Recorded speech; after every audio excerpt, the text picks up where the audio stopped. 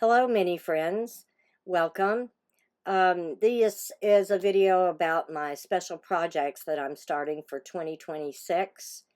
And I need to let you know, first of all, if you followed me by the covered chipboard, I now have added a second site called Teri Hanson Miniatures. And for all of my special projects and my laser built miniatures, they will be located at this new site. So if you click this link from the covered chipboard, it will take you directly to my new site, Teri Hanson Miniatures. There's a blog post explaining more about this if you are interested on the Teri Hanson Miniatures website. So if you look up top, once you get to the new site, you'll see special projects. And if you'll click on that special projects link, it will list all three of the special projects I have planned for 2026. Clicking on one of these links will take you directly to that specific project. So actually it takes you to this page, which shows you a little bit of information about each of the special projects. Clicking on a link at one of these special projects will then take you directly to that group of posts for that project. It will show every post that is made under that specific category. So that's a good way to get there pretty quick and find everything you need to find. Excuse me, I am a little bit under the weather here. So this project is the Hegeler Carus Mansion from Laser Dollhouse Designs. This is an actual physical house that is in, I think it's pronounced LaSalle, Indiana. Pardon me. And it's about an hour and a half, I believe, outside of Chicago. They chose to do a little different thing with this kit. I'm not sure exactly why, but you can see me here showing you some of the sections in it were pre-built. They pre-built the stairs. They pre-built the main entrance stairwell or stair section. They pre-built a couple of other parts, some of the doors and windows. So the instructions are fairly good. There's a, if incorrect wording bothers you, you might be a little put off by it, but here you can see there's the whole main entry stair that's assembled. The porch rails are assembled. A couple of different of the main entrance where it connects to the first floor have been pre-built. So I'm going to just kind of walk you through as I decide how to proceed in building this project. This is 1/48 scale, by the way. They do offer it in half and full scale. If you're thinking of the full scale, you're looking at over $1,000. So just to give you a heads up on that. You're probably just going to need your basic tools for this. This is a whole roof section, and I'm not sure exactly, I haven't looked in detail at that, if that's multiple parts or what. I've gone through and marked the flooring so I know which is the second, so I don't have to keep referring back to the instructions when I need that part.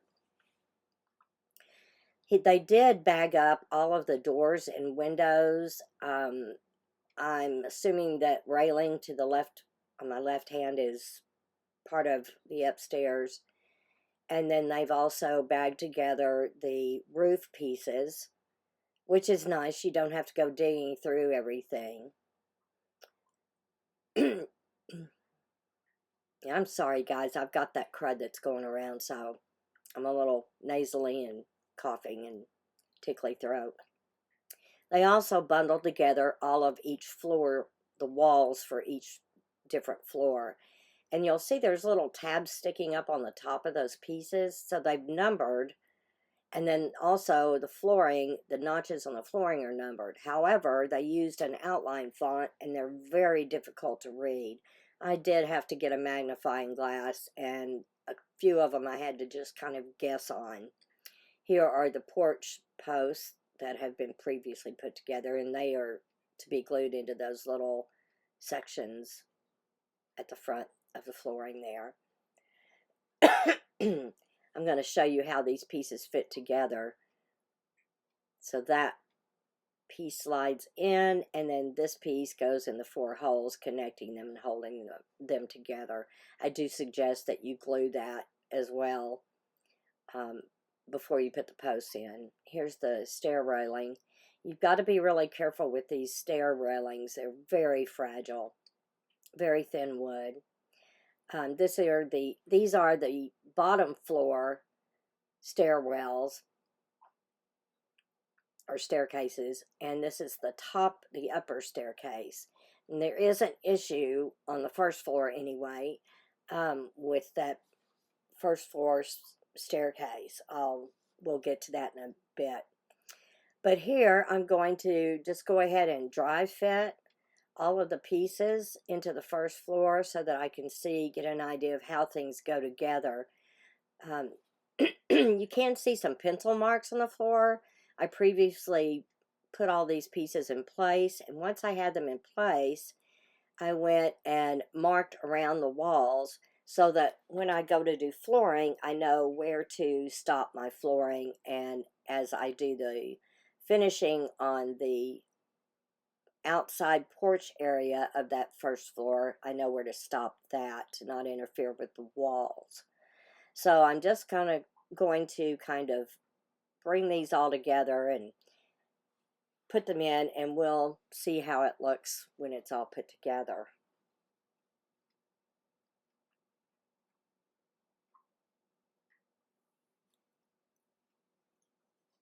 Most of the pieces fit into the slots easily, but when you go to put them in where they have to connect with another wall, they can be a little tricky sometimes. And here we go with the bay window.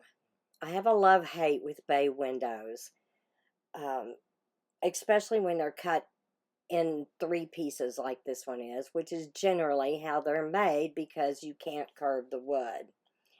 They rarely fit together well, and there's always a gap, like a V gap if they're close enough, at the front when you're looking at it from the front. So you have to figure out how to hide that gap. And I did go back and look at the original photographs. There is a website for this house, and I did go back and look at that. And there's a piece of trim that goes in between those walls on the bay window that is not in this kit. Pardon me. So I am going to try to do something like that to cover that gap. We'll see if it works.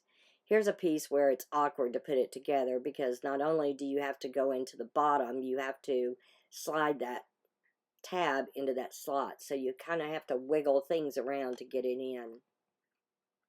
Same thing on this piece.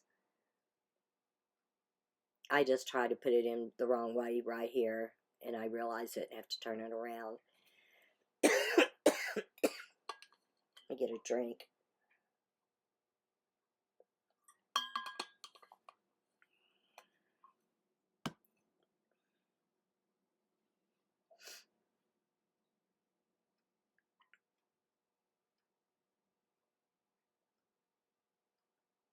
I did have to give some thought. I love the fact that the bricks were scored on the outside of the walls here, but I did have to give some thought to how I was going to paint this. I was afraid that if I painted the outside walls, I would obliterate the scored lines for the bricks. Yeah, there's the issue with the bay window where they don't quite meet up. But you'll see what I wind up doing a little bit later. I actually, at some insane moment, here I'm drawing a pencil line around all of the walls. I can't talk today. Goodness. So that I know where the thickness or how thick the walls are and where they set so that I don't interfere with that point with flooring or finishing. But I actually considered at one point using Cricut to cut a bunch of tiny little bricks, and then I was going to glue all the bricks on. And then, in a moment of sanity, I realized there's 3 floors to this. That's a lot of bricks. So, no, that's not really a great option. I would be doing bricks half the year. Um, I don't have a lot of time to work on things like this for myself, so I have to kind of be smart about how I proceed with projects. So once I got that done, I took a sheet of, this is just, I believe it's 110-pound printer paper. And I took all the pieces, laid them down, and drew around them because I want to use these for templates for wallpaper and wall finishings on the inside. Now, when you do this, you have to be conscious of where one wall meets another. Because there are areas like where the little tabs are, those won't be covered. And where walls fit up next to each other, you have to be conscious of that fact. If there's a tab there, you don't want to cover the tab with wallpaper, so you don't want to have that in your template. Like one of the main walls has got 2 sides that get covered by other walls, as in one wall coming up next to that wall will glue against the side. Here I'm showing you. So those 2 areas there, you don't want to cover those. So you need to kind of mark those on your templates. I also went through and marked on the templates what piece they go to. I numbered them. So that way I won't have to think about it and fiddle around with it once I decide to go ahead and cut my templates. You're also going to probably need to cut your template, your paper, a little smaller than the template. And you could try cutting it that way before you test it. I personally would go ahead and put it on the piece and adjust it from there. It will just be slivers. But that will need to be done. You have to account for the pencil lining going on the outside of that piece. And here's the whole thing put together. And again, here's where the posts go. You have 6 posts on each side. And in these posts, you have to look on the instructions. You'll see there's a side that's solid, and then there's a side where you can see where the pieces were put together. You can see the gaps. So you want to pay attention to that when you go to put it together and which way you install these. There's also one end that has 2 pieces of wood and the other end has 1 piece. The 1 piece side goes down into the base and the 2 piece side goes upward. Think of it as podiums and how the top of the podium normally has extra pieces to it.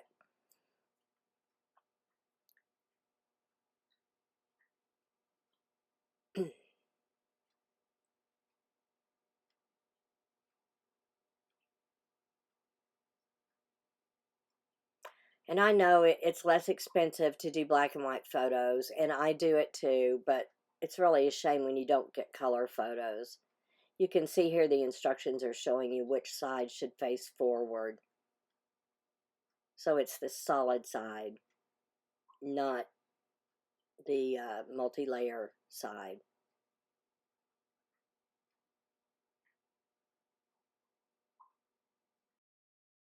So here you can see where I've got all of the posts put in. I've got the front stair section attached, and this piece fits right in these 4 last little holes. It's a little tricky to get it in there, but just keep playing with it a little at a time and you'll get it to work. And this is how it looks once you get all of those little pieces in. Now we're looking at this front section. There were some issues with this, and I did figure out how to correct that. If you'll notice, near the bottom or the floor, these pieces underneath the stairs, there's gaps in there. I do believe that you can fill those in later. There were big gaps at the back, which I thought looked really odd. So I've cut some craft board, and I just simply laid a piece of craft board against the back and then took and marked in the center between the rungs so that I could cut it down to fit. And I'm going to cover that with the texture or the paint that I use. In the front, I'm going to leave these two wider openings and the center open. That would be kind of like a little area someone could walk into and hang out and talk or whatever. So I'm going to leave those open. The smaller gaps, I believe I can cover those with a texture medium, some kind of filler. To take this apart, there's way too many tiny little pegs that would most likely break. So it's going to be tough to paint, but I think we can do it. On the top of the stairs, it's inherent you can't bend wood. So each of these, the stair, I don't know what you call them, I've forgotten, I've gone brain dead. But those have to be cut flat. So in order to curve them, they have to be glued in flat at an angle. And it leaves gaps at the top of the railing where the handrail would be.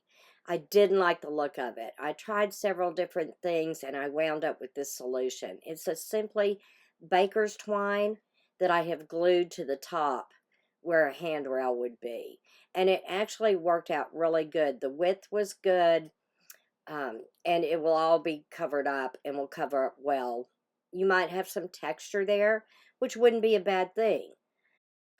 So my final decision was to go ahead and paint all of the walls on the outside where the bricks are. And I discovered that if you use a light hand and a stiffer brush and just put a light coat on top, it works pretty well. You don't hide all of them. Just go easy, very easy with the paint, and like I said, a very light hand. Now, before this dries completely, I have used a combination of a pencil and my craft knife to where paint got down in the scored lines. I've taken the knife and just gone over that scored line to pull that paint out. In most cases, it pulls right out. You get the scored line back, and it looks great. There were a few areas where the paint had dried before I got to it, and so I couldn't scraping it out without damaging the wood or getting a lot of splinters. So I just used the mechanical pencil in that case and drew over the line lightly. And you really cannot tell a difference from where I use the craft knife and where I use the mechanical pencil. So I was very surprised, but it came out very well. Now this color that I'm using is Folk Art Linen. It's a matte colored paint. Here's a larger piece I'm going to work on. And it's really close to the color of the wood, but it's the closest that I could see compared to the images of the actual house that I could find. I did later, or last evening, find one that was a little bit better to look at, and you can actually see that the bricks are not completely solid. They're modeled. And the whole house is going under restoration. So if you look at pictures of it at the website, it appears to me that they have come in and painted the brick at the front or added completely re-bricked it. I don't know which. So it's different than the areas that jut out from the side. So again, I don't know because I just have the photos to go by, but it's likely they had to re-brick some of it. and in that case, just went ahead and re-bricked the whole thing. This house is, I believe it's, if I'm remembering this correctly, don't, you know, leave a comment if I'm wrong, but it's 7 stories. I think it has 27 rooms, and it's over 16,000 square feet. It's a huge house. They do home tours of it. I believe it's $20 for just like an hour-long walkthrough tour. And then they have the full-blown tour, which takes you through a lot of the rooms that are possibly still under construction, or they're haven't done anything with yet. But that tour goes clear from the ground floor up to the tower room, which would be really awesome. It's $115 a person, and it's a 2.5-hour walking tour. So I really want to go take this tour so that I can see more of the inside. It's worth a trip, and I do have a link in the blog post that I have a link to the website, and you can see some images of some of the inside finishings. Some of them are amazing. This house, as one person said, really they left no surface unadorned. It's just gorgeous. And if you can put your mindset back to the 1800s when it was first built, the labor was probably just very intensive. I found it very interesting. So I'm hoping when the weather warms up that I might take a trip up there. I don't know if I'll do the full-blown tour, although I really am tempted to.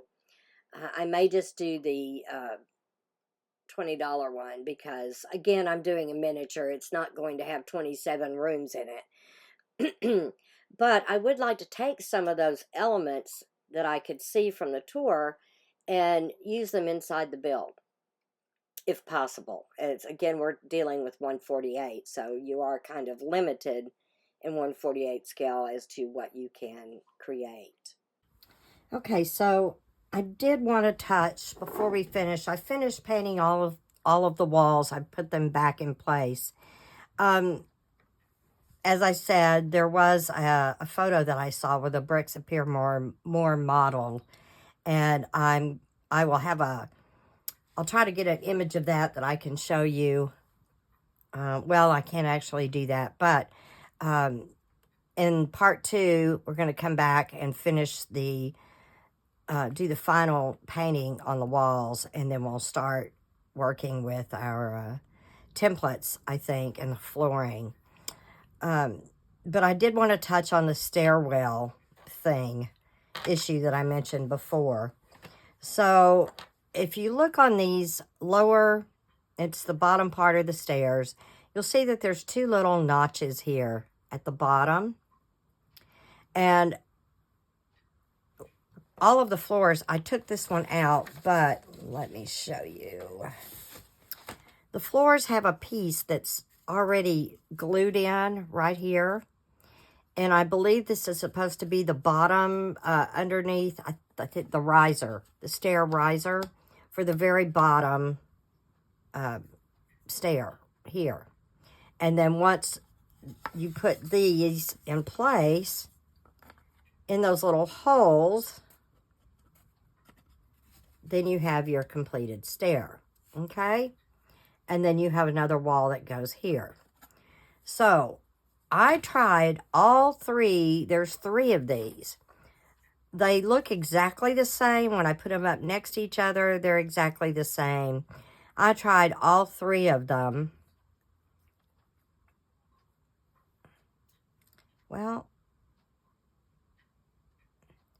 that one does appear a little shorter, but it's not enough, I don't think. But I'll check it here and see. And they're not marked, whether they're first, second, third, whatever. But what I ran into when I tried to put the staircase in place, this wall has there's a tab, if you can see it right here. Make sure I got this good in camera for you. There's a tab right here that slots into this wall. So when that is there, and I tried to put the stairs in the notches here and in the notches that are right here, it made the wall go crooked. The wall would not sit up straight. So originally I tried all three and it was all the same, but this one does appear a little shorter. So I'm going to try this one. Oh, this is the one I used. So I must have already discovered that. Yeah, this one is a tad bit shorter this way. I think these two are exactly the same. Or no? They are exactly the same. It's just this side is shorter than this distance here. Anyway, so when I try to slot it into place here and then slot it into place in those holes, that's how the wall was. So you have a huge gap right here. Let me try. That'll show up better. There's a big gap there. And the wall would not sit up straight no matter what I did. So the pegs did not match. You can see the pegs were here. So the pegs on the bottom of the steps were right here. But the holes are back here. So it would not fit no matter what I tried. So my solution was to come in. I removed this little piece that was previously glued in, which is the bottom of the riser for the bottom step. Took that off, cut the little pegs off of it, and glued it here into the step. And then I also cut the pegs off of the bottom here that would have fit into these slots right here. That's the only thing I could figure out to do to make it fit. Now, it fits in fine. See if I can get it to stay. So now it fits in just fine. So I don't know if it was the way they put it together, if they just didn't, if every kit was like that. I tried to look. There's not a lot of these have been put together and shown online. I think I found 1 or 2 photos. Now, there may be in groups or something, but as far as just general searching, I couldn't find them done anywhere. So, that's how I fixed that. And I don't know if on the 2nd floor and 3rd floor, if we're going to run into the same issue or not. But if so, like I said, just pull that piece that was already glued into the floor out. Cut these pegs off, and I had to use a heavy duty. This is my favorite thing, Olfa. It's a great utility knife, but you can just cut those pegs off and just go from there. So that was my solution to that. So that's it again for this first part. I'll have to sit and have a think about what I'm going to go do next. I don't know if I'm going to do the flooring next and the finishing for the inside walls, or if I want to go ahead and just try to finish this part and paint this and attach all of that. I think it would be easier to deal with moving the walls around and everything without all of this attached. So, that's probably what I'm going to do. And I also wanted to mention earlier, I forgot, these posts, once you get them installed, there's these pieces that are in a little bag by themselves, and they fit in between here, I believe like that, in between these 2 posts. And there's like 3 different sizes. And then this one is marked left and right. So I guess it depends on where the posts are. It could be over here. I don't know. But in case you saw those and were wondering what the heck and you hadn't noticed what they were. But But yeah, I think that's where we're going to stop for part 1. And then, like I said, I'll go ahead and proceed on to the next one. I do have to stop and take care of another project for an event, and get that finished up and done. And then after that, for the next 3 months, I'm going to have to work on building up my stock and my new projects for the Chicago show. I will be at the Chicago Miniature Show. It's the tndminiatures.com. If you go to their website, I also have it posted on my blog, the dates and the location of the show. And as we get closer to the show, I will add some more some sneak peeks of some different things. I'm hoping to have at least 3 new projects, plus I have a few that I did for the Indianapolis show in 2025 that will be new to those who go to the Chicago show. So I'd like to keep going on this, but I'm going to have to stop at points and work on that stuff because I only have till April, like the first week in April for Chicago. So that doesn't give me a whole lot of time.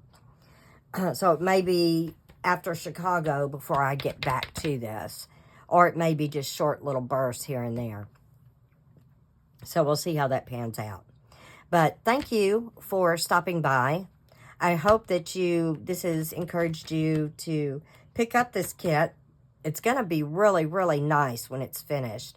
And build it with me. And if not, maybe you'll see something during the build that you haven't tried on another project. And it will give you some ideas and some tips. Have a great day. Stay safe. And I'll see you next time. Bye.